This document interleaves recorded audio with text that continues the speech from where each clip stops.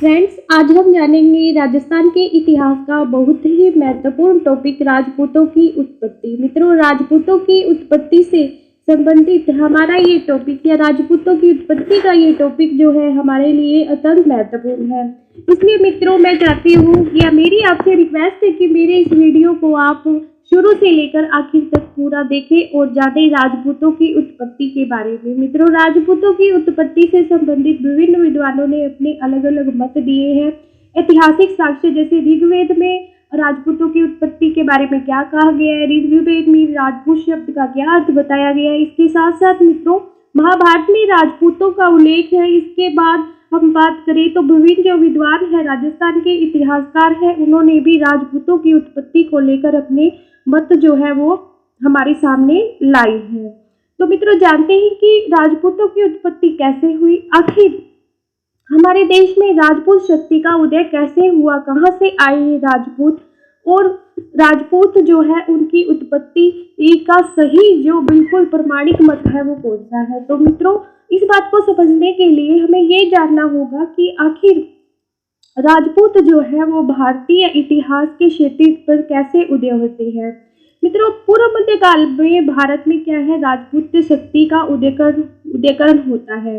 कैसे होता है, ऐतिहासिक शक्ति के रूप में होता है, क्योंकि इस टाइम में हमारे भारत के अंदर बहुत उथल पुथल मची हुई थी। इतिहासकार विसेंट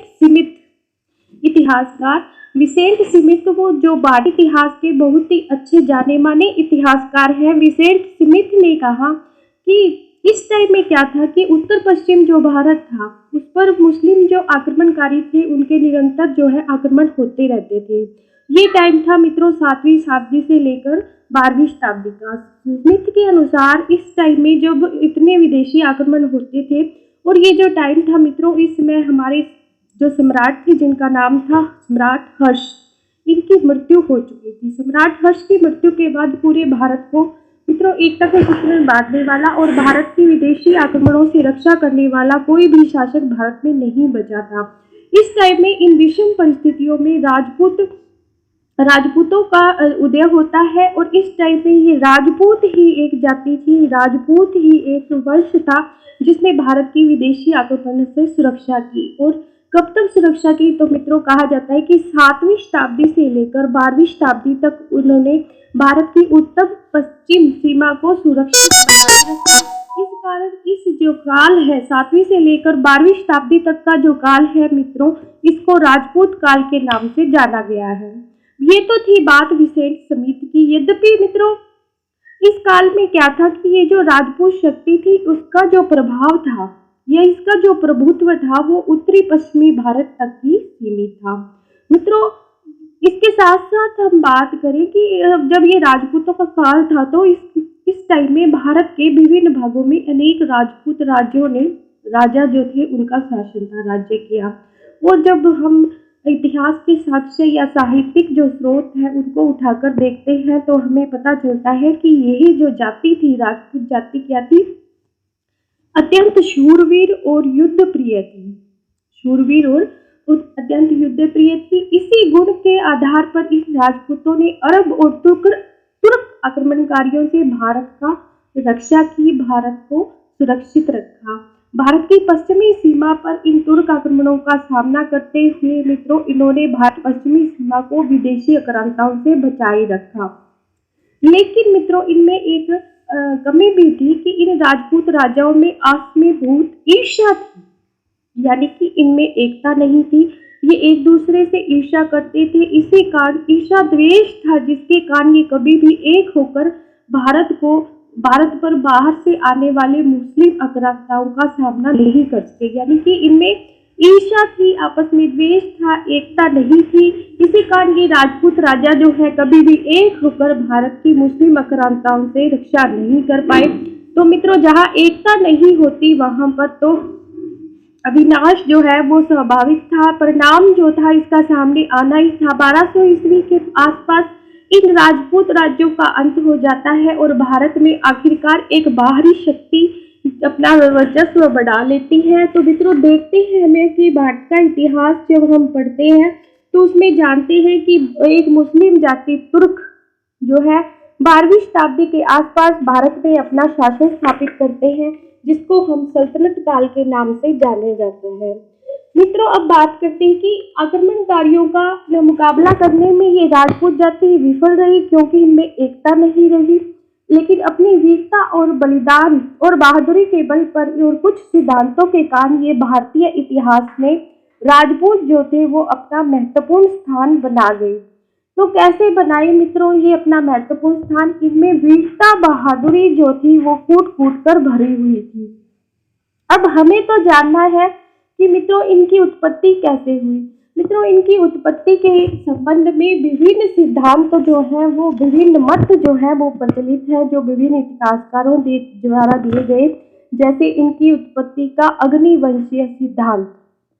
मित्रों, अग्निवंशीय सिद्धांत, इसके साथ साथ सूर्यवंशी सिद्धांत, चंद्रवंशी सिद्धांत, ये जो सिद्धांत है इनकी उत्पत्ति से संबंधित दिए गए और विभिन्न विद्वानों द्वारा दिए गए, जिनके पास अपने मत प्रमाणित करने के अलग अलग साक्ष्य हैं। मित्रों, इन सिद्धांतों के पक्ष और विपक्ष में विभिन्न विद्वानों ने अपने मत दिए। हम अपनी इस आगे की चर्चा में इन विद्वानों के बारे में पूरी तरह जानते हैं।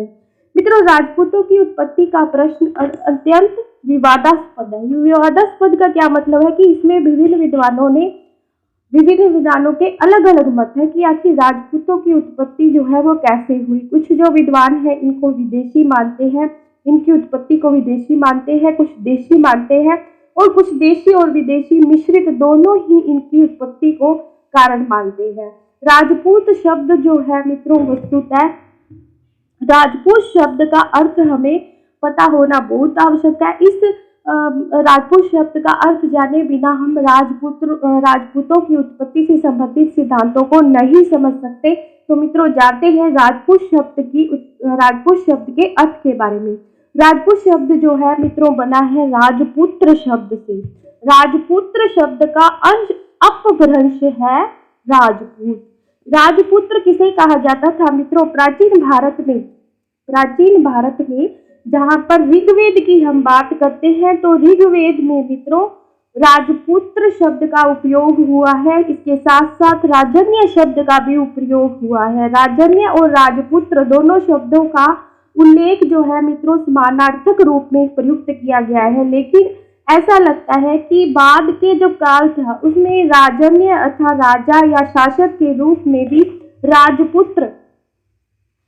राजपुत्र शब्द का प्रयोग किया गया। मित्रों, की किसके लिए किया गया राजपुत्र शब्द का प्रयोग? तो राजपुत्र शब्द का प्रयोग राजा, उसके पुत्र और उसके संबंधियों के पुत्रों के रूप में राजपुत्र शब्द का प्रयोग किया जाने लगा। मित्रों, प्राचीन भारत में क्षत्रिय शासकों के अतिरिक्त कुछ ब्राह्मण, कुछ विदेशी शक, कुषाण और यवनों ने भी भारत के विभिन्न भागों पर राज्य किया।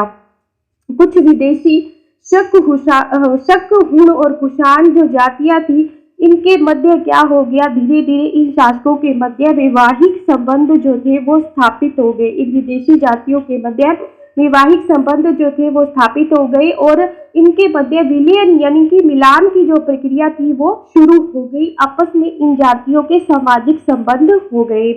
शासकों द्वारा इन शासकों के और सामंतों के जो पुत्र थे उनको क्या कहा गया मित्रों? इनको कहा गया राजपुत्र कहा गया, जिनको राजपूतों के नाम से भी जाना जाने लगा। बाद में इन राजपुत्रों को ही किस नाम से जाने लगा? राजपूतों के नाम से जाना जाने लगा। इसमें जो कई जातियां थी, विदेशी जो जातियां थी जैसे शक, कुषाण, यवन जो थे, इन्होंने मित्रों धीरे धीरे क्या किया? भारतीय धर्म को स्वीकार कर लिया। भारत में रहते हुए भारतीय धर्म को स्वीकार कर लिया। मित्रों, भारतीय संस्कृति में पूरी तरह से घुल मिल गए। इसका हमें पता चलता है जैन संत जिनका नाम था हरिभद्र सूरी। मित्रों, हरिभद्र सूरी कहते हैं, इनके अनुसार इन्होंने कई विदेशी जातियों को भीन माल में जैन समाज में मिलाया, यानी कि जैन धर्म ग्रहण करवाया। आबू के यज्ञ की कहानी भी इसी ओर इंगित करती है, जो राजपूतों के अग्नि सिद्धांत से संबंधित है। जहां जहां ये जातियां बसी मित्रों, वहां स्थानीय जातियों के आचार विचार जो थे इन्होंने ग्रहण कर लिए और अपनी जीविका में भी अपना लिए। ये जो समन्वय था मित्रों, ये सामाजिक जीवन तक ही संबंधित नहीं रहा। मित्रों सामाजिक जीवन तक ही संबंधित नहीं रहा। इन्होंने परस्पर सहयोग करके आसपास के जो क्षेत्र थे वहां पर अपना राजनीतिक प्रभाव भी जमाने लगे और धीरे धीरे अपने आसपास के क्षेत्रों पर अपना राजनीतिक प्रभाव बढ़ाकर मित्रों ये जो थे वहां पर राजनीतिक रूप से राजा बन गए और उस क्षेत्र पर अपना शासन स्थापित करने लगे। मित्रों इस समूह में नए कुछ राजा और उनके पुत्र तथा सामंत थे वो भी इस वर्ग में सम्मिलित हो गए। और मित्रों कुछ जो क्षत्रिय थे जिनको ये कर्म पसंद नहीं था, यानी कि किसी पर अधिकार करना और राजा की भांति वहां पर शासन करना, तो ये कर्म जिनको पसंद नहीं आया वे इस वर्ग से पृथक हो गए। इतिहासकार श्री J.N. आसोपा ने इस सिद्धांत को चयन और अपचयन का सिद्धांत कहा है, यानी कि जिसे पसंद आए वो चुने और जिसे ना पसंद आए वो उसे छोड़कर चला जाए। तो इसको मित्रों इंग्लिश में कहेंगे theory of selection and rejection. मित्रों इतिहासकार प्रोफेसर G.N. शर्मा के अनुसार इस समन्वय से कुछ नए कुल बने जिनको 6ठी शताब्दी में अपनी सत्ता स्थापना की, जिन्होंने 6ठी शताब्दी में अपनी एक नया राज्य स्थापित कर लिया, अपनी एक संस्था बना ली। उनका विचार है कि ऐसे प्रमाण उनको कई मिले हैं जहां पर गुजरात, पंजाब, गंगा, यमुना के मैदानी भागों में कई ऐसे राजपूतों के समुदाय राजस्थान में आए और यहीं के स्थानीय निवासियों के सहयोग से उन्होंने यहाँ अपना शासन स्थापित करने में, सत्ता स्थापित करने में सहयोग प्राप्त किया। मित्रों इतिहासकार G.N. शर्मा के अनुसार जो राजपूत थे वो गुजरात, पंजाब तथा गंगा यमुना के मैदानों से आए थे और राजस्थान में आकर यहाँ के स्थानीय निवासियों के सहयोग से उन्होंने यहाँ पर अपना शासन स्थापित किया। मित्रों ये तो थी इतिहासकारों की बात। अगर हम इस बात को और आगे बढ़ाएं तो राजपूतों की उत्पत्ति से संबंधित जो भी संघर्ष है इतिहासकारों के बीच वो और क्लियर होता जाता है और हमें इसके बारे में जानना चाहिए। तो मित्रों जानते हैं कि एक अधिवासन यह एक लंबे युग की कहानी है। मित्रों इस बात जो मैंने आपको बताई कि कुछ लोग गंगा यमुना के मैदानों से आए क्षत्रिय लोग थे और वो यहाँ आकर मित्रों राजस्थान में बस गए, अपना शासन स्थापित कर लिया, तो ये किसी एक मिनट में ये काम नहीं हुआ मित्रों, इसमें सैकड़ों वर्ष लग गए इस स्थान को बदलने में और शासन स्थापित करने में। इसे कहते हैं अधिवासन करना, एक स्थान को छोड़कर दूसरे स्थान पर आकर अपना वास करना अधिवासन कहलाता है। और ये एक लंबे युग की कहानी है जिसमें सैकड़ों वर्ष लगते हैं। मित्रों ये प्रारंभिक आक्रमणकारी भारतीय समाज में विलीन हो गए और भारतीय समाज का हिस्सा बन गए और इन आक्रमणियों से अलग पराभूत होकर मित्रों राजपुत्र कहलाने वाले वर्ग के हाथों में धीरे धीरे क्या आ गई, सत्ता आ गई भारत की। लेकिन मित्रों सत्ता इनके हाथ से जाती भी रही, लेकिन इस सत्ता जाने के बाद भी इन्होंने राजपुत्र की जो उपाधि थी वो बनाए रखी। राजपुत्र की उपाधि इन्होंने बनाए रखी और तुर्क आक्रमणकारी जो भारत में उत्तर पश्चिम सीमा पर आक्रमण करते थे, उन तुर्क आक्रमणकारियों ने भी इन राजपुत्रों को राजपूत कहना प्रारंभ कर दिया। क्या कहना प्रारंभ कर दिया? राजपूत कहना प्रारंभ कर दिया। इन प्रारंभिक राजपुत्र कुलों ने राजस्थान में अपना जो राज्य था वो कहाँ स्थापित किया? तो मारवाड़ में प्रतिहार और राठौड़ वंश के रूप में, मित्रों मेवाड़ में गुहिल वंश के रूप में, सांबर में चौहान वंश के रूप में, आमेर में कछवाहा वंश के रूप में। मित्रों ये कछवाहा वंश, राठौड़ वंश, इसके साथ साथ मेवाड़ वंश, इन सब की मित्रों वीडियो जो है मैंने अपनी डिटेल से अपने चैनल पर बनाई है। मित्रों आप चाहें तो उस वीडियो का लिंक जो है मेरी इस वीडियो में आपको मिलेगा, आप उस वीडियो को विस्तार से देखिए। मित्रों इन सभी वंशों की, राजपूतों के इन सभी वंशों की विस्तार से जानकारी आपको मेरी वीडियोज में मिले। फ्रेंड्स, तो हम जानेंगे राजपूतों के अग्निवंशीय उत्पत्ति के बारे में। मित्रों, प्राचीन काल से ही हमारे विश्व में जो राजपूत नहीं, यानी जो राजवंश हुआ करते थे। भारत की बात करें, प्राचीन भारत का जब इतिहास हम पढ़ते हैं तो उसमें बताया जाता है कि जो राजवंश थे भारत के, वो अपने वंश की देवी उत्पत्ति या अपने वंश की श्रेष्ठता सिद्ध करने की जो उनमें परंपरा रही है हमेशा से ही। जैसे उदाहरण के लिए हम बात करें तो जो कुषाण शासक थे हमारे भारत में, कुषाण शासक, उन्होंने अपने आप को देवी वंश का सिद्ध करने के लिए अपने आप को देवपुत्र की उपाधि से विभूषित किया। मित्रों, इसी तरह राजपूतों को विशुद्ध जाति का सिद्ध करने के लिए या उन्हें उच्च जाति का सिद्ध करने के लिए इनकी अग्नि उत्पत्ति का सिद्धांत आया। मित्रों, वस्तुतः हम बात करते हैं अग्नि उत्पत्ति सिद्धांत की, लेकिन इस वीडियो में मैं आपको सूर्य और चंद्रवंशीय उत्पत्ति, राजपूतों की, इसके साथ साथ राजपूतों की विदेशी उत्पत्ति का जो सिद्धांत है उसके बारे में भी बताऊंगी। मित्रों, इसके साथ साथ हम विभिन्न विद्वानों के इन सिद्धांतों के बारे में, उनके क्या मत रहे, उनके पक्ष और विपक्ष में किन किन इतिहासकारों ने क्या क्या अपने मत प्रस्तुत किए, क्या क्या विचार दिए, तो इन सब बातों पर आज हम महत्वपूर्ण व्याख्या करेंगे। एक एक विद्वान के विचार पर व्याख्या कर और उसके हम निष्कर्ष तक पहुँचे कि आखिर राजपूतों की उत्पत्ति कैसे हुई। तो अग्निवंशीय उत्पत्ति का जो सिद्धांत है वो मूल रूप से मित्रों दिया हुआ है चंद्रवरदायी का जो ग्रंथ है, जो 12वीं शताब्दी के अंत में रचा गया, जिसको कहते हैं पृथ्वीराज रासो।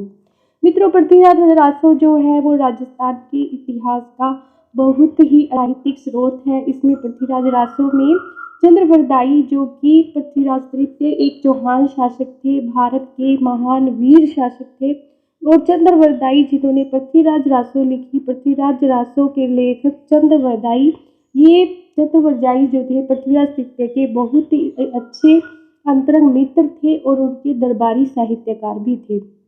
तो इन्होंने इस पृथ्वीराज रासो में पूरी की पूरी पृथ्वीराज तृतीय की कहानी लिखी और उनके बारे में बहुत से जो तथ्य थे, अनछुए तथ्यों को हमें पता चलता है।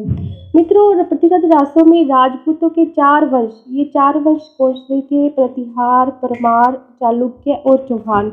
इनकी उत्पत्ति का अग्निवंशीय सिद्धांत दिया गया। इनकी उत्पत्ति के अग्निवंशीय सिद्धांत में बताया गया कि महर्षि वशिष्ठ के यज्ञ के अग्निकुंड से इन 4 वंशों की उत्पत्ति होती है। कहानी क्या है मित्रों? कहानी के अनुसार राक्षस जो थे, जब ऋषि मुनि यज्ञ करते थे तो राक्षस इनकी यज्ञ वेदी में विष्ठा वगैरह डालकर, हाड़, मांस, विष्ठा और अपवित्र चीजें डालकर इनके यज्ञ को विध्वंस कर देते थे, इनके यज्ञ का विनाश कर देते थे। तो राक्षसों का नाश करने के लिए ऋषि वशिष्ठ ने इनके संहार के लिए आबू पर्वत पर एक यज्ञ संपादित किया और इस यज्ञ से इन 4 कुलों को उत्पन्न किया। मित्रों, इस कहानी के अलग अलग अर्थ लगाए जाते हैं विभिन्न विद्वानों के अनुसार, जिनमें डॉक्टर दशरथ शर्मा का नाम महत्वपूर्ण है। इन्होंने इस 4 वंशों में परमारों को ब्राह्मण बताया, जो धर्म की रक्षा के लिए क्षत्रिय बने। मित्रों, वस्तुतः डॉक्टर आसोपा भी यही मानते हैं कि ये जो जातियां थी वो ब्राह्मण थी और इन्होंने क्षत्रिय धर्म धारण किया धर्म की रक्षा के लिए। चालुक्य और चहमान भी इन 4 जातियों में विशिष्ट थे और चहमान और चालुक्यों को भी उनके लेखों में ब्राह्मण बताया गया है। चालुक्य और चौहानों के जो पूर्वज थे वो भी ब्राह्मण धर्म के थे, ये हमें इनके लेखों से पता चलता है। मित्रों, हम जब बात करते हैं मंडोर के प्रतिहार शासकों की, तो मंडोर के प्रतिहार जो शासक थे वो भी ब्राह्मण हरिश्चंद्र के वंशज कहे गए हैं।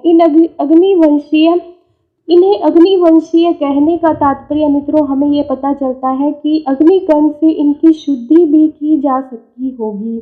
ये भी एक तथ्य जो है हमारे सामने आता है। ये ब्राह्मण जो थे वो अपनी प्राचीन अग्निवंशीय उत्पत्ति को बनाए रखने के लिए या अपनी आग्नेय उत्पत्ति को बनाए रखने के लिए अपने आप को अग्निवंशी कहलाते हैं। मित्रों, अबुल फजल जो मुगल इतिहासकार रहे, उन्होंने बौद्धों के षड्यंत्र से, यद्यपि हम जानते हैं कि मित्रों बौद्ध धर्म में अग्नि पूजा, मूर्ति पूजा ये सब निषिद्ध है। बौद्ध धर्म अग्नि पूजा, मूर्ति पूजा और किसी भी प्रकार के आडंबर को नहीं मानता है मित्रों।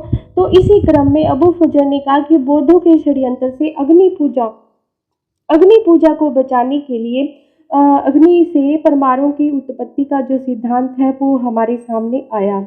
लेकिन मित्रों, हमें यह भी नहीं भूलना चाहिए कि अगर पृथ्वीराज रासो के आधार पर हम ये कहें कि इन राजपूतों की उत्पत्ति जो है वो अग्निकुंड से हुई, तो मित्रों पृथ्वीराज रासो में तो ऐसी काल्पनिक काफ़ी घटनाएं जो है उनका वर्णन किया गया है जिनका कोई ऐतिहासिक आधार नहीं है। लेकिन मित्रों, जो हम वास्तविक पृथ्वीराज रासो बुक जो पूर्णतः वास्तविक रूप से लिखी गई है वो है बीकानेर फोर्ट लाइब्रेरी। मित्रों, बीकानेर फोर्ट लाइब्रेरी में वास्तविक पृथ्वीराज रासो की जो पुस्तक है, पृथ्वीराज रासो पुस्तक जो है मूल जो प्रति है उसमें ऐसी कोई बात नहीं लिखी हुई। इसलिए यह कहा जाता है कि ये जो अंश है राजपूतों की अग्निवंशीय सिद्धांत का जो तथ्य है मित्रों, ये बाद में जोड़ा गया है। अगर चंद्रवरदाई ने इन चारों वंशों को अग्निवंशीय बताया होता, वो अपने ग्रंथ में राजपूतों की 36 शाखाओं को सूर्य, चंद्र और यादव वंश नहीं बताते। इन्होंने राजपूतों की 36 शाखाओं को अपने ग्रंथ पृथ्वीराज रासो में राजपूत चंद्रवंशी, सूर्यवंशी और यादववंशी बताया है। खाली इन 4 वंशों को अग्निवंशी नहीं बताया है। डॉक्टर मित्रों GN शर्मा जो एक बहुत अच्छे इतिहासकार हैं, इनके अनुसार अग्निकुल का जो सिद्धांत है वो कवियों की कल्पना मात्र है, यानी कि इस सिद्धांत में कुछ भी सच्चाई नहीं है। दूसरी तरफ मित्रों बात करें नैन्सी, राजस्थानी साहित्यकार नैन्सी और सूर्यमल मिश्रण जो बूंदी के राज्य कवि थे, सूर्यमल मिश्रण ने इस सिद्धांत का काफी प्रचार किया। 16वीं शताब्दी के जो अभिलेख और साहित्यिक ग्रंथ है मित्रों, इसमें प्रतिहार चौहान परमारों को सूर्यवंशी और चंद्रवंशी कहा गया है। डॉक्टर गौरीशंकर हीराचंद ओझा ने भी इसे विद्वानों की हठधर्मिता कहा है, तो दशरथ शर्मा ने इस विचार को भाटों की कल्पना मात्र बताया है। यानी कि ये विद्वान जो है अग्निवंशीय उत्पत्ति सिद्धांत का पक्ष नहीं लेते। डॉक्टर ईश्वरी प्रसाद भी इसे तथ्य रहित बताते हैं। यानी कि इसके विपक्ष में कौन कौन से विद्वान हुए, तो डॉक्टर GN शर्मा, डॉक्टर जो पंडित डॉक्टर गौरीशंकर हीराचंद ओझा मित्रों, और इसके साथ साथ दशरथ शर्मा जो है इन अग्निवंशीय सिद्धांत की उत्पत्ति के विपक्ष में बात करते हैं। डॉक्टर ईश्वरी प्रसाद मित्रों, डॉक्टर ईश्वरी प्रसाद जो है वो भी इस सिद्धांत को नहीं मानते हैं, तथ्य रहित बताते हैं कि ये ब्राह्मणों को एक प्रतिष्ठित जाति साबित करने का सिद्धांत मात्र है। मित्रों, अब बात करते हैं राजपूतों की उत्पत्ति के सूर्य और चंद्रवंशीय उत्पत्ति के सिद्धांत को। डॉक्टर गौरीशंकर हीरानंद ओझा जो है वो राजपूतों की सूर्य वंश और चंद्रवंश, राजपूतों के सूर्य और चंद्रवंशी होने का मित्रों विश्वास करते हैं। किसके आधार पर करते हैं, तो 1028 विक्रम संवत का जो शिलालेख है जिसको नाथ अभिलेख भी कहते हैं, 1034 का आठपुर अभिलेख, इसके साथ साथ 1342 विक्रम संवत का आबू अभिलेख, और मित्रों सबसे बड़ा जो इसका सबूत है वो 1485 विक्रम संवत का श्रृंगी ऋषि का जो अभिलेख है, उसमें गुहिल वंशीय जो राजपूत है, गुहिल वंशीय राजपूतों को रघुवंशीय कहा गया है, सूर्यवंशी भी कहा गया, इन्हें सूर्य की संतान कहा गया है। इसी प्रकार मित्रों राजस्थान के बहुत ही अच्छी साहित्यिक पुस्तकें जिसमें नाम आता है पृथ्वीराज विजय। पृथ्वीराज विजय के लेखक थे मित्रों जयानक। इसके साथ साथ मित्रों एक पुस्तक और जिसका नाम है हमीर महाकाव्य। हमीर महाकाव्य पुस्तक के लेखक थे मित्रों नैनचंद सूरी। तो इन दोनों ही साहित्यकारों ने चौहानों को क्या कहा है, चौहानों को क्षत्रिय कहा है, यानी कि सूर्य कुल से उनकी उत्पत्ति बताई है। श्री JN असोपा ये इतिहासकार भी सूर्य और चंद्रवंशीय सिद्धांत का पक्ष लेते हैं और बताते हैं कि आर्यों के मूलतः 2 दल थे जो भारत आते हैं, और जीतर नामक विद्वान ने सूर्यवंशियों को क्षत्रिय द्रविड़ कहा है और चंद्रवंशियों को प्रयाग के क्षत्रिय कहा है। इस तरह मित्रों प्रोजीटर्स और doctor JN Asopa, doctor Gaurishankar Hirachand Ojha, ये विद्वान जो है राजपूतों के सूर्य और चंद्रवंशीय उत्पत्ति के सिद्धांत के प्रबल समर्थक है। मित्रों, सीवी वैद्य का विचार है कि सुदूर सुदूर उत्तरी देशों से आए आर्यों के आने वाले दल ही महाभारत काल से सूर्य एवं चंद्रवंशीय क्षत्रिय कहलाने लगे। डॉक्टर गोपीनाथ शर्मा के अनुसार सभी राजपूतों को सूर्य और चंद्रवंशीय कहना उचित नहीं होगा, क्योंकि राजपूतों की विभिन्न शाखाएं जो है वो भारत में आकर निवास करने लगी, लेकिन ये सभी राजपूत जो थे वो सूर्य और चंद्रवंशी नहीं थे। तो मित्रों, जानते हैं कि डॉक्टर सीवी वैद्य का इस विचार पर क्या कथन है। तो उनका कथन है कि अनेक भाटों ने राजपूतों का संबंध जो है वो इंद्र से जोड़ा है, विष्णु से जोड़ा है, लेकिन ये काल्पनिक है। इन मतों के समर्थक भी राजपूतों की उत्पत्ति के विषय में किसी भी निष्कर्ष पर नहीं पहुंचते हैं। सूर्य और चंद्रवंशीय जो मत है राजपूतों की उत्पत्ति का, वो भी मित्रों एक कल्पना मात्र ही लगता है। अब मित्रों, जानते हैं राजपूतों की विदेशी उत्पत्ति के सिद्धांत के बारे में। राजपूतों की उत्पत्ति का संबंध जो है मित्रों वो विदेशी जातियों से भी बताया जाता है। राजपूतों को विदेशियों की संतान भी कहा गया है। मित्रों, विदेशियों की संतान किन किन विद्वानों ने कहा है, तो मित्रों उसमें नाम आता है Colonel James Tod, William Crooke, Vincent Smith और डी आर भंडारकर। इन विद्वानों में विसेंट स्मिथ जो है उन्होंने विदेशी आक्रमणकारियों के कालांतर में जब वे भारत में आकर रहने लगे तो उनके भारतीयकरण को राजपूतों के साथ जोड़ा है। कालांतर में इन सभी विदेशीय जाति जो थी उन्होंने प्रतिष्ठा प्राप्त करने के लिए अपने आप को सूर्य और चंद्रवंशीय कहना प्रारंभ कर दिया, यानी कि ये जो भारत में रहने लगे और प्रतिष्ठा प्राप्त करने के लिए अपने आप को सूर्य और चंद्रवंशीय कहने लगे। कौन कहने लगे?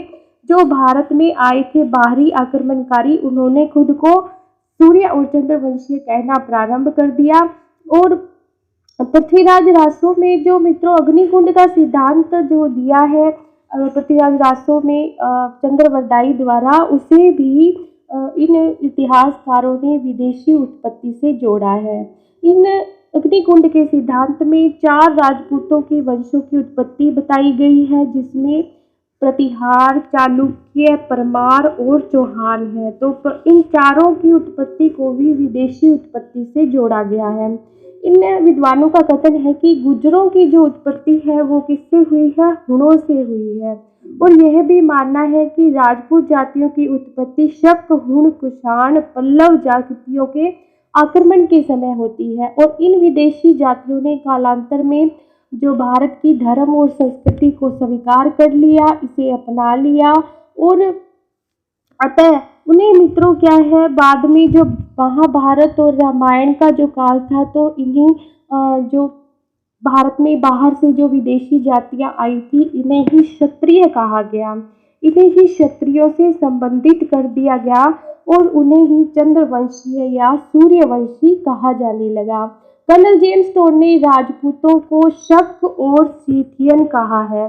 तो मित्रों, यहाँ से प्रश्न बनता है कि किस इतिहासकार ने राजपूतों को शक व सीथियन कहा है? तो कर्नल जेम्स टोड ने राजपूतों को शक व सीथियन कहा है। काफी महत्वपूर्ण प्रश्न है मित्रों, इस प्रश्न को नोट करें और इसे याद करने का पूर्ण प्रयास करें। अपने मत की पुष्टि के लिए मित्रों राजपूतों में जो अनेक रीति रिवाज प्रचलित हैं, उनको इन्होंने विदेशी रीति रिवाजों से जोड़कर और इन परंपराओं को विदेशी जो परंपराएं हैं जो शकों में हमें दिखती है, शक और अन्य जो विदेशी जातियां हैं उनमें हमें राजपूतों के रीति रिवाज और परंपराएं जो हैं वो देखने को मिलती हैं, कुछ समानताएं मिलती हैं। तो इन परंपराओं को आधार बनाकर मित्रों जो इतिहासकार बताते हैं कि शकों में जिस प्रकार सूर्य पूजा, सती प्रथा, अश्वमेध यज्ञ, मद्यपान, शस्त्र पूजन, घोड़ों का पूजन तथा ततारी तथा शकों की कथाएं जो है, उनमें हमें ऐसे तथ्य देखने को मिलते हैं जो राजपूतों की परंपराओं से समानता रखते हैं। तो इसी कारण क्या जो है राजपूत जो है वो शक व सीथियन बताए गए हैं कर्नल जेम्स टोड द्वारा। Doctor D.R. भंडारकर भी राजपूतों की विदेशी उत्पत्ति सिद्धांत को मानते हैं और ये राजपूतों की उत्पत्ति जो है वो विदेशी गुर्जरों से मानते हैं।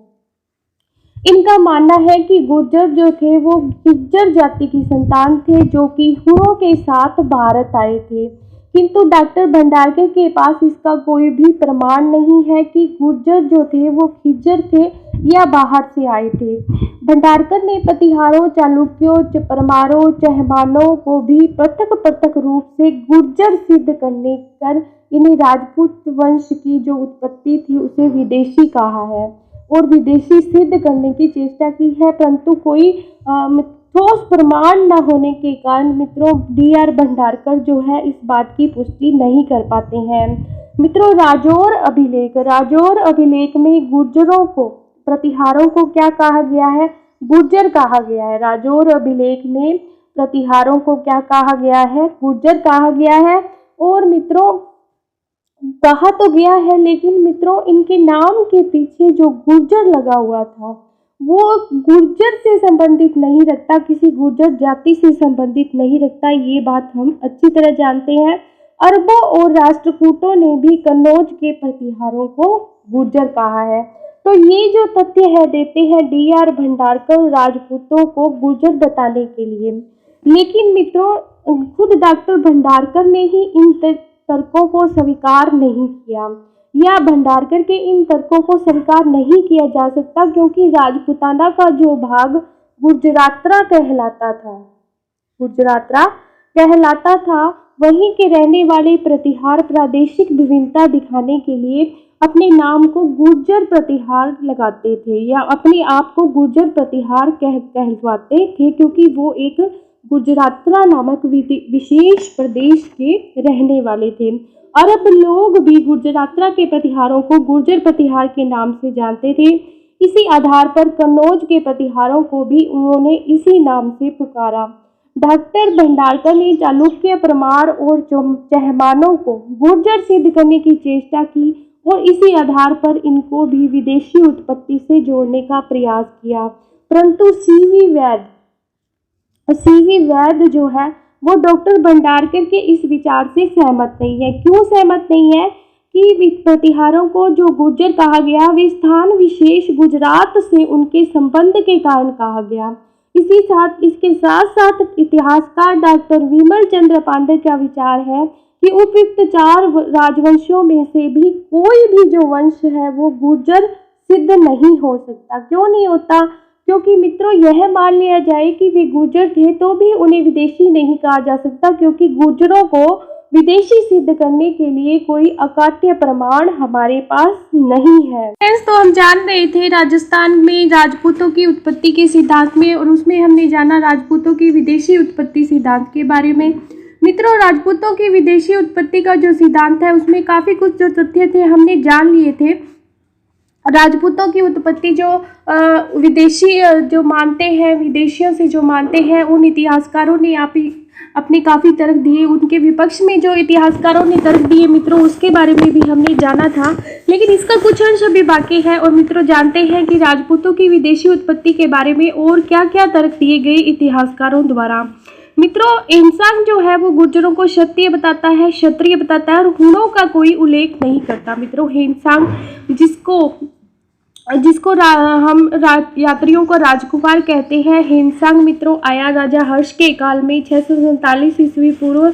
मित्रों जब हर्ष की मृत्यु हो गई और उसके बाद मित्रों जब हमारे भारत में राजपूत काल शुरू होता है 6वीं-7वीं शताब्दी में, तो यही उल्लेख हमें देखने को मिलता है कि 7वीं शताब्दी से लेकर 10वीं शताब्दी तक, 12वीं शताब्दी तक राजपूत काल रहा। इस दौरान इन्होंने अरब जो आक्रमणकारी थे या पश्चिम से आने वाले आक्रमणकारियों से हमारे देश की रक्षा की। मित्रों हिंसांग इस समय भारत में भ्रमण करता है और भ्रमण करते हुए गुर्जरों को क्षत्रिय बताता है।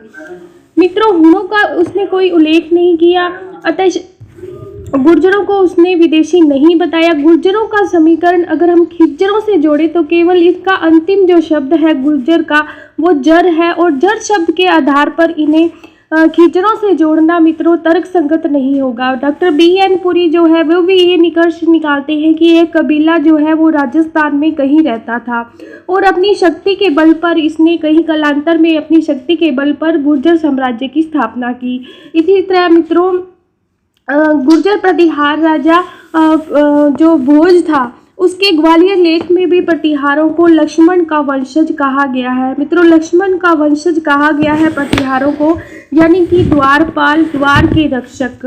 राजशेखर मित्रों जो कि एक राजकवि था, किसका? महेंद्रपाल, प्रतिहार राजा महेंद्रपाल का राजकवि था, जिसने मित्रों काफ़ी अच्छे ग्रंथों की रचना की और इन ग्रंथों में इसने महेंद्रपाल को रघुकुल तिलक की उपाधि से विभूषित किया है।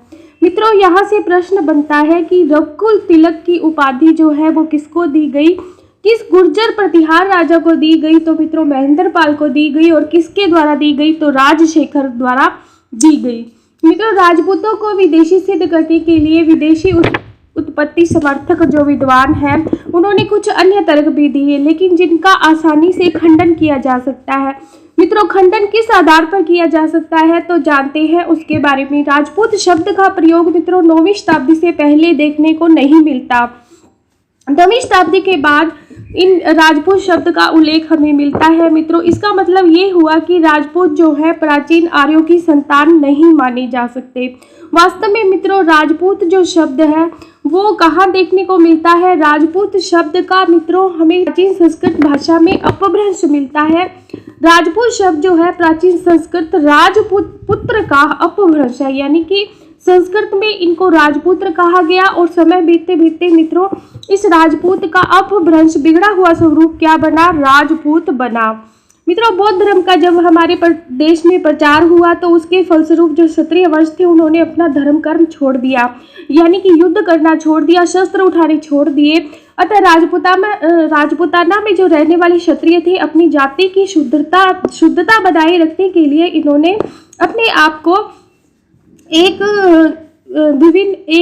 समूह के रूप में, एक अलग समूह के रूप में विकसित कर लिया और अपने समूह में होने वाले जो विवाह संबंध थे वो अपनी जाति तक ही सीमित रख लिए, क्योंकि मित्रों ये अपनी जो क्षत्रिय शुद्धता थी इनकी जाति की उसको बनाए रखना चाहते थे, बौद्धों के प्रभाव से अपने आप को बचाना चाहते थे। राजपुत्र होने के कारण मित्रों इनको क्या कहा गया? इनको राजपूत कहा गया। तो ये मत भी इस बात का खंडन करता है कि राजपूत जो है वो विदेशी है।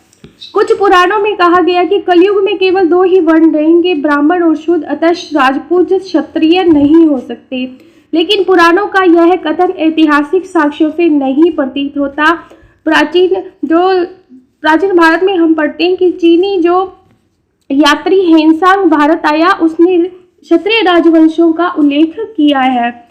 पराशर स्मृति में मित्रों ये स्मृतियां जो बनी हुई हमारी इतिहास की प्रमुख धरोहर है और इन स्मृतियों से हमें काफ़ी कुछ जानकारी मिलती है। तो पराशर जो स्मृति है उसमें राजपूतों को वेश्य पुरुष और अम्बष्ट कन्या की संतान कहा है, यानी कि यहाँ पर राजपूतों को वेश्य बताया गया है। लेकिन पराशर स्मृति का यह अंश बाद में जोड़ा गया प्रतीत होता है। मित्रों इस तरह काफ़ी कुछ तथ्य हैं जो राजपूतों की विदेशी उत्पत्ति के सिद्धांत का खंडन करते हैं। इसके पक्ष में भी जो तर्क दिए हुए हैं मित्रों काफ़ी हद तक वे ठोस प्रमाणित होते हैं, लेकिन उनका खंडन करने वाले जो तर्क हैं हमारे सामने आते हैं वे भी मजबूती लिए हुए हैं। अब मित्रों जानते हैं राजपूतों की ब्राह्मण उत्पत्ति का सिद्धांत कि राजपूतों की उत्पत्ति जो है वो ब्राह्मणों से हुई है और इसके पक्ष में कौन कौन से विद्वान हैं? तो भंडारकर महोदय जो है वो राजपूतों की उत्पत्ति विदेशी गुर्जरों से मानते हैं। वहाँ वे यह भी स्वीकार करते हैं कि कुछ जो राजपूत वंश थे वो धार्मिक वर्ग से संबंधित भी थे, यानी कि ब्राह्मण जो वर्ग था मित्रों वो पूरी तरह क्या था? समाज में धार्मिक था, धर्म के कार्यों में इनकी रुचि थी, धार्मिक कार्य ही संपन्न करवाते थे। और कुछ राजपूत जो थे वो धार्मिक कार्यों में भी रुचि लेते थे, धार्मिक वर्ग से भी संबंधित थे। ये मत किसने दिया है? भंडारकर महोदय ने दिया है। इस मत की पुष्टि के लिए उन्होंने बिजोलिया शिलालेख को अपना आधार बनाया है। बिजोलिया शिलालेख मित्रों वो जो चौहानों की उत्पत्ति का उल्लेख करता है। इस बिजोलिया शिलालेख में कहा गया कि वासुदेव चौहान के जो उत्तराधिकारी थे वो वत्स गोत्रीय ब्राह्मण थे। मित्रों, इतिहासकार डॉक्टर दशरथ शर्मा ने भी चौहानों को वंशकोशीय ब्राह्मण कहा है बिजोलिया शिलालेख के आधार पर। मित्रों, राजशेखर जो ब्राह्मण का विवाह जो चौहान राजकुमारी जिसका नाम था अवंती सुंदरी से होना भी चौहानों का ब्राह्मणों से संबंध स्थापित करता है। मित्रों, इसके साथ साथ राजस्थान इतिहास की प्रमुख पुस्तक जिसका नाम है कायम खां रासो में भी चौहानों की उत्पत्ति जो है वो वत्स से बताई गई है जो जमदाग्नि गोत्र से था। यानी कि कायम खां रासो में भी चौहानों को ब्राह्मण बताया गया है, वत्स गोत्रीय ब्राह्मण बताया गया है। मित्रों, सुंडा और आबू शिलालेख जो हमारे राजस्थान का आबू, मित्रों राजस्थान में जिसे माउंट आबू कहा जाता है जहाँ सबसे ज़्यादा बरसात होती है राजस्थान की, और सुंडा अभिलेख जो मित्रों जालोर के नज़दीक है, यहाँ भी इस तथ्य की पुष्टि होती है कि डॉक्टर भंडारकर जो है वो गुहिल राजपूतों की जो उत्पत्ति है वो नागर ब्राह्मणों से मानते हैं। यहाँ के जो लेख हैं वो भी इस बात की पुष्टि करते हैं, ये सुंडा अभिलेख और आबू अभिलेख की ब्राह्मणों की जो उत्पत्ति है, राजपूतों की उत्पत्ति ब्राह्मणों से हुई है। और कौन से मित्रों साक्ष्य हैं जो ये बताते हैं? Doctor G N. शर्मा। यद्यपि डॉक्टर जी.एन. शर्मा जो है वो एक इतिहासकार है मित्रों, और ये उत्पत्ति जो राजपूतों की उत्पत्ति है वो ब्राह्मणों से होना स्वीकार करते हैं, लेकिन जो भी डॉक्टर भंडारकर ने तर्क दिया है उनके बल पर ये इस बात को स्वीकार नहीं करते। इनके अनुसार राजपूतों की उत्पत्ति ब्राह्मणों से हुई है, लेकिन उसके तर्क जो है वो अलग है। इन तर्कों में कुछ बल नहीं है जो डॉक्टर भंडारकर ने दिए हैं। अब कुंभलगढ़ प्रशस्ति के आधार पर वे गुहिल बप्पा रावल को आनंदपुर के ब्राह्मण वंश से संबंधित मानते हैं। Doctor G N. शर्मा ने कुंभलगढ़ प्रशस्ति जो है उसका मित्रों आधार दिया है, जिन्होंने मेवाड़ के नागदा नामक स्थान पर आकर हरित ऋषि की कृपा से शासक पद प्राप्त किया। मित्रों, लेखों में विप्र शब्द का प्रयोग कुछ राजपूत वंशों का ब्राह्मण होना सिद्ध करता है। भारतीय इतिहास में भी अनेक उदाहरण मिलते हैं जहां कर्ण और शुंग जैसे ब्राह्मण राजवंशों ने क्षत्रिय पद प्रदान किया। यानी कि जब हम प्राचीन भारत का मित्रों इतिहास उठाकर देखते हैं तो वहां पर ये जो शुंग वंश था और जो ये कर्ण वंश था मित्रों, शुंग वंश जो हमारे मौर्य जो साम्राज्य था उसके बाद स्थापित होता है, और ये दोनों ही जो वंश थे वो ब्राह्मण वंशीय थे। यहाँ तक कि सातवाहन वंश की हम बात करें तो वहाँ भी हमें ब्राह्मण वंश की श्रेष्ठता का पता चलता है। तो ये जो वंश जो स्थापित हुए भारत में ये पूरी तरह ब्राह्मण थे, और अपने आप को विकसित करने के लिए या अपनी सत्ता स्थापित करने के लिए इन्होंने क्षत्रिय धर्म को अपनाया। डॉक्टर गौरीशंकर हीराचंद ओझा और सी.वी. वैद्य मित्रों ये दोनों ही इतिहासकार हैं जो इस मत को नहीं मानते। मित्रों, यहाँ से एक प्रश्न हमारा बन जाता है कि ऐसे कौन से विद्वान हैं जो राजपूतों की ब्राह्मणों से उत्पत्ति के सिद्धांत को नहीं मानते? तो उनमें नाम आएगा डॉक्टर गौरीशंकर हीराचंद ओझा और मित्रों इसके साथ साथ सी.वी. वैद्य। ये दोनों ही विद्वान जो है राजपूतों की ब्राह्मणों से उत्पत्ति के सिद्धांत को नहीं मानते। मित्रों, इनका कथन है कि जो भी भ्रांति डॉक्टर भंडारकर को राजपूतों की ब्राह्मण उत्पत्ति के संबंध में हुई है वह द्विज, ब्रह्म, क्षत्रिय, विप्र आदि शब्दों से हुई है, जिनका प्रयोग राजपूतों के अभिलेखों में हुआ है।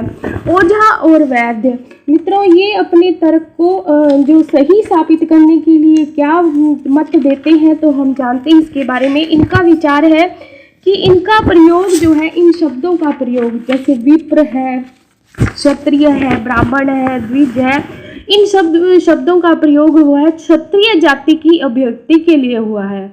यानी कि राजपूत जो थे वो शुरू से ही क्षत्रिय थे, न कि ब्राह्मण जाति के लिए इनका उपयोग हुआ है। ये इनका मानना है कि डॉक्टर भंडारकर जो है इन शब्दों को समझकर राजपूतों की उत्पत्ति का गलत जो अंदाजा लगा रहे हैं। राजपूतों की अग्निकुंड से उत्पत्ति के संबंध में हमने जाना मित्रों, तो उसमें आसोपा जी की मान्यता थी कि अग्निकुंड से उत्पन्न ये जो चारों वंश थे, जिसमें चहमान, चौहान, जिनको चहमान भी कहा गया, परमार, चौहान, चालुक्य, ये जो सभी थे ये चार ब्राह्मण थे जो क्षत्रिय बन गए। परमार के जो आबू क्षेत्र के अग्निपूजक विशिष्ट ब्राह्मण थे जिन्होंने शाक्त धर्म ग्रहण किया। इसी प्रकार चालुक्य भी आग्नेय ब्राह्मण थे। चहमान मूलतः शाकंभरी क्षेत्र में रहने वाले लोगों का भौगोलिक नाम था। मित्रों, भौगोलिक नाम इनका इसलिए था क्योंकि ये शाकंभरी क्षेत्र में रहते थे। इसी क्षेत्र के शासक भी ब्राह्मण थे जिन्होंने स्वेच्छा से देश रक्षा के लिए क्षत्रिय धर्म ग्रहण किया। मित्रों, प्रतिहारों को भी लक्ष्मण के वंशज होने के मत को अस्वीकार करते हुए अशोका ने इनको प्रतिहारी ब्राह्मण कहा, जिनका तैत्तिरीय ब्राह्मण में उल्लेख है। इस प्रकार हम भी अशोका के मत को माने तो हमें यह मानने को विवश होना पड़ेगा कि क्षत्रिय अपने शास्त्र धर्म को भूलते जा रहे थे, जिसकी जिम्मेदारी शास्त्रों ने उन्हें सौंपी थी। इसलिए ब्राह्मणों को शस्त्र उठाने के लिए बाध्य होने पड़ा। लेकिन हमें ऐसा कोई प्रमाण नहीं मिलता जिससे यह पता चले कि तुर्कों के भारत आक्रमण तक क्षत्रियों का इतना पतन हो गया। अतः विद्वानों का एक वर्ग अशोका के इन सिद्धांतों को स्वीकार करने को तैयार नहीं है कि राजपूतों की उत्पत्ति ब्राह्मणों से हुई है। हालांकि इसके पक्ष में अनेक ठोस तर्क दिए गए हैं, लेकिन ब्राह्मणों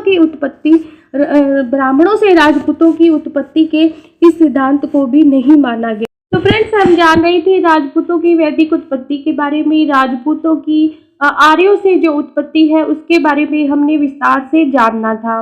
मित्रों, राजपूतों की उत्पत्ति के संबंध में डॉक्टर J.N. अशोका ने अपने ग्रंथ जिसका नाम है ओरिजिन ऑफ द राजपूत में राजपूतों की वैदिक उत्पत्ति का जो सिद्धांत है वो बताया है। इन्होंने बताया है कि राजपूतों की जो उत्पत्ति है वो वैदिक आर्यों से हुई है। वैदिक आर्य जो है वो मध्य एशिया से आए। इन्होंने जो तर्क दिया है अपनी बात को समझाने के लिए वो ये है कि राजपूत जो है वो वैदिक आर्यों की संतानें हैं। मित्रों, इन्होंने बताया कि राजपूत जो है वो दो शाखाओं में थे। राजपूत आर्यों की दो शाखाओं से मध्य एशिया से भारतवर्ष में आए और मध्य एशिया में इनका जो निवास स्थल था वो दो नदियों के बीच में था। ये दो नदियां, इनका नाम इन्होंने बताया है जैक्सट्रीज, और इसके साथ साथ इन्होंने दूसरी नदी का नाम बताया है ईली नदी। इस जैक्सट्रीज नदी को इशुआक नदी भी कहा गया था। ये इशुआक नदी इस जैक्सट्रीज नदी का दूसरा नाम था। और एक मित्रों ईली नदी थी। तो इन दो नदियों के बीच का जो क्षेत्र था मध्य एशिया में, यहाँ पर इन आर्यों का निवास स्थल था। इशुआक से आने वाले जो आर्य थे, इशुआक के नदी के तट से जो भारत में आए मित्रों, उन्होंने अपने आप को सूर्यवंशी बताया। क्या बताया? सूर्यवंशी बताया। ये सूर्यवंशी क्षत्रिय कहलाए। और मित्रों, जो ईली नदी के तट से जो आए थे आर्य मध्य एशिया से, वो अपने आप को भारत में आकर चंद्रवंशीय क्षत्रिय कहने लगे। क्या कहने लगे? चंद्रवंशीय क्षत्रिय कहने लगे। इस प्रकार उनके अनुसार सूर्य और चंद्रवंशी ये जो दो समूह मध्य एशिया से भारत में आए थे, ये दोनों समूह क्या थे मित्रों? युद्ध प्रिय समूह थे। यानी कि वीरता जो थी, वीरता का गुण उनमें भरा हुआ था, वीरता और साहस का गुण। और वो ये मध्य एशिया से भारत में आए और भारत में रहकर निवास करने लगे। डॉक्टर अशोका के अनुसार वैदिक कालीन जो राजपुत्र शब्द का अपभ्रंश जो है वो राजपूत शब्द है। धीरे धीरे इन राजपुत्रों को जिसमें सामंत और राजदरबारी शामिल थे, इनका भारत में एक विशिष्ट वर्ग बन गया। मित्रों, विशिष्ट वर्ग बनता जा रहा था और ब्राह्मण ग्रंथों के समय राजपूत और राजन्य और क्षत्रियों में अंतर किया जाने लगा। 12वीं सदी के अंत और 23वीं सदी के प्रारंभ तक राजपूत एक जाति वर्ग बन गया। यानी कि राजपूत जो थे वो एक जाति वर्ग के रूप में समाज में प्रतिष्ठित होने लगे, जो स्वयं अनेक उप जातियों और वंशों में विभक्त हो चुके थे। इस प्रकार पश्चिमोत्तर प्रदेश से आने वाले आर्यों से अपना संबंध सूर्य और चंद्रवंशी बनकर इन्होंने स्थापित कर लिया। लेकिन श्री अशोका द्वारा साहित्य और अभिलेखों में उपलब्ध शब्दों के व्याख्या जो है वो संदेह उत्पन्न करती है। अनेक विद्वानों ने इस मत में सहमति प्रकट नहीं की है कि आर्य जो है वो राजपूत जो है वो वैदिक आर्यों की संतान है। मित्रों, इस इतिहासकार सी बी वैद्य इसके साथ साथ गौरी शंकर हीराचंद ओझा बताते हैं कि राजपूतों को भारतीय आर्यों की संतान माना जाता है। ये किसी विदेशी आर्यों की संतान नहीं है बल्कि भारतीय आर्यों की संतान है। उनका कथन है कि समस्त राजपूत परंपराओं में राजपूतों को क्षत्रिय ही माना गया है। ये क्षत्रियों की संतान है। प्रतिहार अपने आप को सूर्यवंशी क्षत्रिय कह मानते हैं। ग्वालियर के अभिलेख में भी इन्हें लक्ष्मण की संतान कहा गया है। मित्रों, हेनसांग जो एक चीनी यात्री था, इसने चालुक्य नरेश पुलिकेशन द्वितीय को मित्रों, ये पुलिकेशन द्वितीय तक कौन था? तो ये पुलिकेशन द्वितीय वही वीर राजा था जिसने हर्ष को, जो पूरे भारतवर्ष में शासन कर रहा था, हर्ष भारत का महान राजा, उत्तर भारत का महान राजा, इसको दक्षिण में बढ़ने से रोका था और नर्मदा नदी के तट पर इसे युद्ध में हराया था। तो इसी पुलिकेशन द्वितीय जो चालुक्य राजा था, इसको हेनसांग ने क्या बताया है? हेनसांग ने क्षत्रिय बताया है। मित्रों, हमीर महाकाव्य जो नैनचंद्र सूरी द्वारा लिखा गया, इस हमीर महाकाव्य में चौहानों को क्या बताया गया है? चौहानों को सूर्यपुत्र बताया गया है। पृथ्वीराज रासो में भी चंद्रबरदाई ने राजपूतों के 36 कुलों के बारे में मित्रों बात कही है और राजपूत के 36 कुलों को सूर्यवंशी, चंद्रवंशी और यादव वंशी बताया है। ये तथ्य हमारे लिए बहुत इंपॉर्टेंट है कि पृथ्वीराज रासो में चंद्रबरदाई द्वारा राजपूतों की कितनी शाखाओं का वर्णन किया गया है और उन्हें क्या बताया गया है? सूर्यवंशी, चंद्रवंशी और यादव वंशी बताया गया है। मित्रों, अत्यंत प्राचीन काल की हम ऋग्वेद की बात करें तो ऋग्वेद में जिस राजपुत्र शब्द का प्रयोग हुआ है वो भी क्षत्रियों के लिए हुआ है। मित्रों, इस मत को देकर जो इतिहासकार गौरीशंकर, हीराचंद ओझा और सी.वी. वैद्य ये सिद्ध करना चाहते हैं कि राजपूत जो है वो भारतीय आर्यों की संतान है। भारत के सबसे बड़े महाकाव्य महाभारत की बात करें मित्रों, महाभारत जिसमें 1 लाख से ज़्यादा श्लोक है, जिसे विश्व का सबसे बड़े महाकाव्य होने का श्रेय प्राप्त है। इसमें भी द्रौपदी को राजपुत्री कहकर संबोधित किया गया है। मित्रों, शरीर की रचना और दृष्टि से भी देखें तो राजपूत जो है वो भारतीय आर्य प्रतीत होते हैं। मित्रों, राजपूतों की उत्पत्ति को लेकर ये जो मत है ये और भी अपने कई जो ठोस प्रमाण है वो प्रस्तुत करता है कि राजपूतों में व्याप्त प्रथाएं, यज्ञ, मदिरापान और इसके साथ साथ ये अश्व पूजा, शस्त्र पूजा, स्त्रियों का सम्मान और युद्ध प्रेम जैसी जो भी इनकी मौलिक प्रवृत्तियां हैं वो भारतीय क्षत्रियों में वैदिक काल से ही पाई जाती है। इन प्रथाओं को विदेशी बताना असंगत है। तो कुल मिलाकर इन विद्वानों का मानना है कि भारत में जो राजपूत जाति है वो विदेशी नहीं बल्कि देशी आर्यों की संतान है। मित्रों, ये सब मतलब जैसे अग्निकुंड का सिद्धांत, आर्यों की विदेशी उत्पत्ति का सिद्धांत, आर्यों के राजपूतों की आर्यों की संतान होने का, राजपूतों के विदेशी आर्यों की संतान होने का जो सिद्धांत है मित्रों, इन सब सिद्धांतों को देखने के बाद हमें राजपूतों की उत्पत्ति के संबंध में सर्वेक्षण और विभिन्न विद्वानों द्वारा जो विचार व्यक्त किए गए उससे हम किसी भी अंतिम निष्कर्ष पर नहीं पहुंच पाते। क्यों नहीं पहुंच पाते? क्योंकि इसके बारे में किसी भी विद्वान ने कोई ठोस प्रमाण नहीं दिया। अपने मत को सही साबित करने के लिए कोई भी उचित प्रमाण नहीं दिया गया किसी विद्वान द्वारा। मित्रों, डॉक्टर गोपीनाथ शर्मा जो है वो अपनी पुस्तक जिसका नाम है राजस्थान स्टडी में एक लेख प्रकाशित करते हैं। तो यहाँ गोपीनाथ शर्मा की पुस्तक का नाम भी हमें पता चलता है जिसका नाम है राजस्थान स्टडी। तो इस राजस्थान स्टडी में इन्होंने एक लेख प्रकाशित किया, शोध लेख, जिसको ओरिजिन ऑफ राजपूत कहा गया। क्या नाम है इस लेख का? Origin of Rajput. तो इस लेख में इन्होंने बताया कि राजस्थान का इतिहास जो है वो बहुत ही विवादास्पद है विद्वानों में कि आखिर राजपूतों की उत्पत्ति जो है वो कहाँ से हुई है, राजपूत जो है शब्द कहाँ से आया। सारांश में यह कहा जा सकता है कि जिस तरह शक, पल्लव, हुण आदि विदेशी जातियां यहाँ आई और जिस तरह उनका विलीनीकरण भारतीय समाज में हुआ, तो इसका तो मित्रों इतिहास साक्षी है कि यहाँ पर समय समय पर विदेशी जातियां आई और भारत की संस्कृति और सभ्यता में घुल मिल गई। ये लोग जो थे मित्रों लाखों की संख्या में थे, यानी कि इनकी जो संख्या थी बहुत बड़ी थी और पराजित होने पर इनका यहाँ बस जाना प्रमाणिक है। ऐसी अवस्था में उनका किसी न किसी जाति से मिलना स्वाभाविक था और उस जाति को ग्रहण कर लेना भी एक स्वाभाविक सी बात है।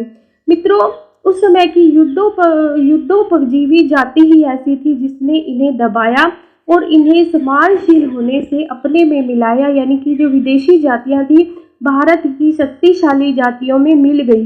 इस तरह 6वीं से 7वीं शताब्दी में क्षत्रियों और राजपूतों का समानार्थ में विलुप्त होना भी यह संकेत करता है कि इन विदेशियों के रक्त में मिश्रित जाति ही राजपूत जाति थी, जो यकायक क्षात्र धर्म ग्रहण करके भारत की जो संस्कृति है उसमें सुसज्जित होकर प्रकाश में आई। मित्रों, शक आदि जो जातियां थी वो भारत की संस्कृति में इस तरह मिल गई कि भारतीयों में और विदेशियों में भेद करना मुश्किल हो गया और यही जो जातियां थी वो क्षात्र धर्म ग्रहण कर एक नई क्षत्रिय जाति के रूप में भारत में उभरती है। यही स्थिति जो थी सामाजिक उथल पुथल की पोषक थी, यानी कि इस काल में समाज में काफी उथल पुथल हुई क्योंकि मित्रों ये विदेशी जातियां जो थी वो भारत में घुल मिल गई थी और भारत की जातियां यहाँ के रीति रिवाज और धर्म को अपनाने लगी थी। ब्राह्मण लोग भी सत्तासीन होने के कारण इन्हीं क्षत्रियों की संज्ञा देकर इनको स्वीकार करने लगे थे और इन्हें राजपुत्र की प्रतिष्ठा देकर सम्मानित करने लगे थे और लौकिक भाषा में इन जातियों को मित्रों राजपूत कहा गया। वही बात आ जाती है कि राजपुत्र जो ऋग्वेद का प्राचीन उल्लेख जिसमें मिलता है ऋग्वेद में राजपुत्र का, और उसी का अपभ्रंश क्या कहलाने लगा, राजपूत कहलाने लगा। फिर भी डॉक्टर शर्मा ये मानते हैं कि संभवतः सभी भी क्षत्रियों का विदेशियों से संपर्क नहीं हुआ हो और कुछ जो देशी जातियां थी वो अपनी शुद्धता को बनाए रखी और अपना स्वतंत्र अस्तित्व जिन्होंने बनाए रखा और इसी से मित्रों राजपूतों की उत्पत्ति हुई। तो मित्रों किसी भी निश्चित जो निष्कर्ष है उस पर हम नहीं पहुंच पाए, लेकिन राजपूतों की उत्पत्ति के संदर्भ में एक मानस जो हमारा बनता है वो यही है कि राजपूत जो है प्राचीन काल से ही भारत में अपना वर्चस्व बनाए हुए हैं और ऋग्वेद में भी इन राजपूतों को क्षत्रिय माना गया है। हमारे समाज में क्षत्रिय वीर जाति के रूप में राजपूतों की जो उपलब्धि है वो सदा ही रहेगी। धन्यवाद मित्रों, please like, subscribe and share this video.